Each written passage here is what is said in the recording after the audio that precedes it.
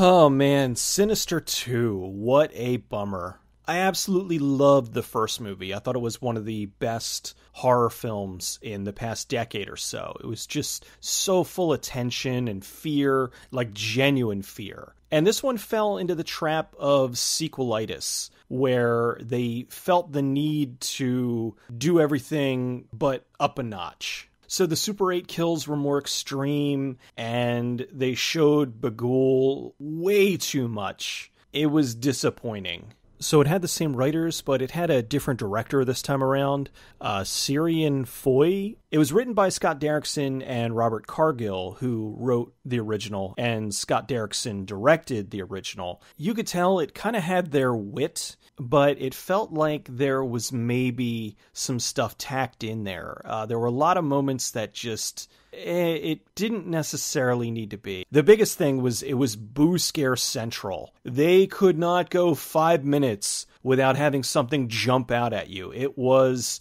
really annoying. With the original, yes, there were a couple of jump scares, but like the director said with that, he wanted to earn the jump scares. In this, every 5 seconds, it was, oh look, ghost kids, Bagul! And it's, oh no, look, Bagul's behind me, and he turns around and he's not there, and then he turns around and he's there! Arrgh! It was so bad.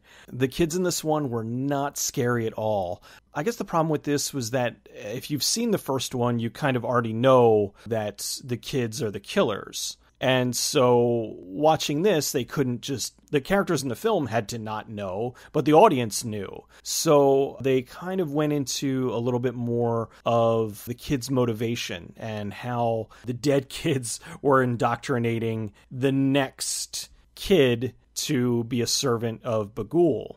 And it didn't work because the kids were annoying. I heard the sequel was more inspired by Children of the Corn, and I could absolutely see that because there were a lot of scenes in cornfields, up to and including people being crucified in a cornfield like a scarecrow. It didn't work. The kids weren't scary. They were there too much. They tried to mimic stuff from the original, and it didn't work because you're recycling stuff. If you've seen the original, then it's like, all right, well, I know what's going to happen here. Probably some of the most unsettling stuff with the first movie was the Super 8 footage. All of them felt somewhat within the realm of reality. Whereas with this, there were a few of them that were just ridiculous. It was, again, like I said, they were trying to pump it up for the sequel. Spoiler.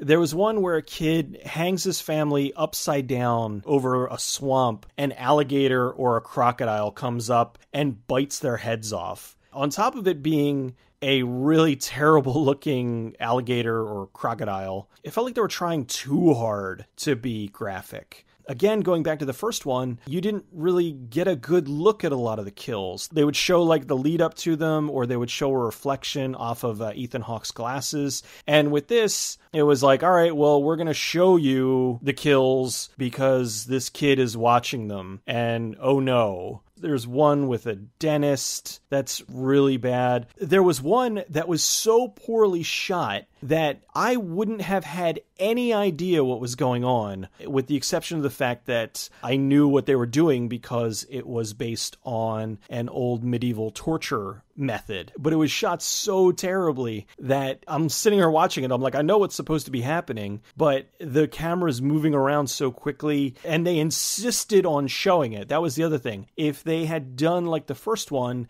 and implied it more, instead of just, hey, here's what's going on, we're going to try to show you this, but whoa, camera's moving around, woo, it made you numb to the violence. The only thing I really liked about the movie was Deputy So-and-so was back from the first one, and they expanded on his character greatly. I really liked him, and the chemistry that he had with Courtney, who was played by Shannon Sosaman, they were really good. So it was kind of sad because the parts that they had together were very interesting. I actually cared more about them.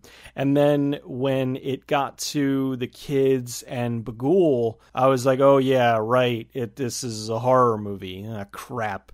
They also decided to do what will kill any horror character, and that is give them a backstory. So they went and they took the character of Bagul, and in the first one, we don't know who Bagul was. We just know that Bagul is this paranormal thing that gets children to kill for him. And in this, they went and they gave him like some history, and they went a little bit into the Bagul backstory, and yuck.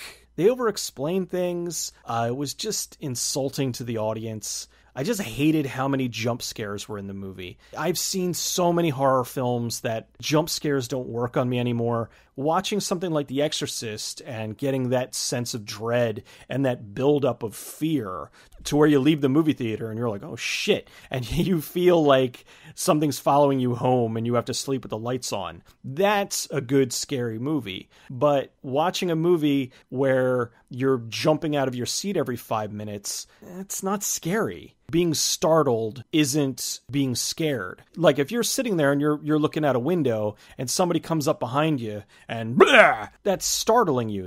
You're not scared. It turned me off to the movie real early. They even cribbed the ending from the original. They ended on the exact same jump scare. And I had a feeling it was coming. I'm like, please, this movie's bad, but don't do the exact same thing that you did with the first movie. And then lo and behold, Bagul!